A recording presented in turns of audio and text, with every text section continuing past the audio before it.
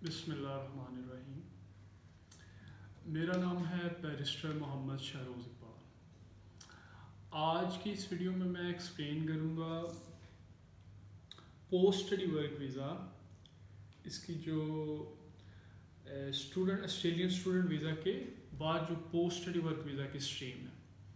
अच्छा, इस स्ट्रीम की जो सबसे इम्पोर्टेंट बात है वो ये है कि इस स्ट्रीम में जो बच्चा वहाँ जाके डिप्लोमा या सर्टिफिकेट या यानी कि बैचलर डिग्री से बिलो अगर कोई भी क्वालिफिकेशन हासिल करता है तो वो इस स्ट्रीम के through post study work visa apply नहीं कर सकता after Australian student visa in Australia. ठीक है जी। अब इसकी रिक्वायरमेंट क्या है कि जो बैचलर लेवल पे क्वालिफिकेशन होगी या इससे अबव होगी, यानी कि simple bachelor, bachelor honours, master degree with course work, master degree with research, फिर पीएचडी, ठीक है जी, इस लेवल पे जो क्वालिफिकेशन होगी और जिसने ये क्वालिफिकेशन कंप्लीट की होगी वो इस स्ट्रीम में एलिजिबल हो सकता है। अब इस स्ट्रीम में होम अफेयर्स ने जो ऑक्यूपेशंस यानी कि उनके ऑस्ट्रेलिया में शॉर्ट लिस्ट पे हैं उसमें उन्होंने जो डिग्रीज़ सेलेक्ट डिग्रीज़ के नाम से यानी कि एलिजिबल डिग्रीज़ के नाम से उन्होंने एक पूरी लिस्ट जो है वो उन्होंने पब्लिश की है। उसमें वो कहते हैं कि अगर बच्चा इस सेलेक्ट डिग्री में से कोई बैचलर डिग्री या मास्टर डिग्री या पीएचडी डिग्री करता है तो उसको additional 2 years post study work visa मिलेगा। यानी कि एक तो आप सिंपल बैचलर करते हैं और एक आप बैचलर करते हैं जो होम अफेयर ने लिस्ट शाया की है सेलेक्ट डिग्रीज़ की। तो अगर आप सिंपल बैचलर करते हैं फिर तो आपने सिर्फ पोस्ट स्टडी वर्क वीज़ा जो है वो 2 साल का आपको ग्रांट होगा।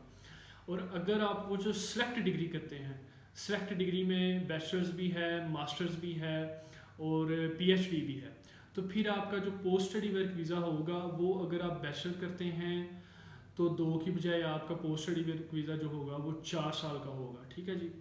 अगर आप सेलेक्ट मास्टर्स डिग्री करते हैं, ये लिस्ट जो है मैं वो अपने यूट्यूब डिस्क्रिप्शन में लिंक शेयर कर दूंगा। तो अगर आप सेलेक्ट मास्टर करते हैं उस लिस्ट में से तो फिर आपके जो पोस्ट स्टडी वर्क वीज़ा होगा वो 3 की बजाय 5 साल का होगा। ठीक है जी। और अगर आप सेलेक्टेड पीएचडी डिग्री करते हैं तो फिर आपका 4 साल की बजाय 6 साल का पोस्ट स्टडी वर्क वीज़ा होगा। ठीक है जी। तो लेकिन जो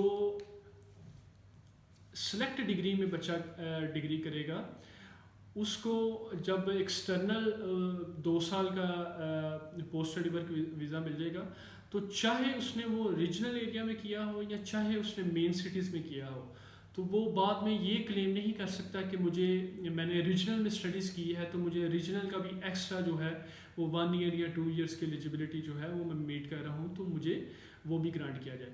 यानी कि अगर आपने सिंपल बैचलर्स में क्राइकोस के रजिस्टर्ड कोर्स में किया तो फिर आपको 2 साल का, सेलेक्ट में किया तो आपको उसके मुताबिक 4 साल का, और अगर आपने चाहे वो ओरिजिनल में किया है तो फिर भी आपको सिर्फ एडिशनल 2 साल का ही मिलेगा, चाहे वो ओरिजिनल में है या नहीं है। ठीक है जी। यानी कि एक दफ़ा आपने एडिशनल सेलेक्ट डिग्री की बेस पे 2 साल का पोस्ट स्टडी वर्क वीज़ा हासिल कर लिया तो उसके बाद आप क्लेम नहीं कर सकते कि मैंने ये स्टडीज़ भी ओरिजिनल में कंप्लीट की हैं। ठीक है जी। इसके बाद आ जाते हैं ऑस्ट्रेलियन स्टडी रिक्वायरमेंट में। ऑस्ट्रेलियन स्टडी रिक्वायरमेंट में ये है कि आपने ये जो स्टडीज़ हैं वो फुल टाइम की हो और आपने कंप्लीट कर लिया हो।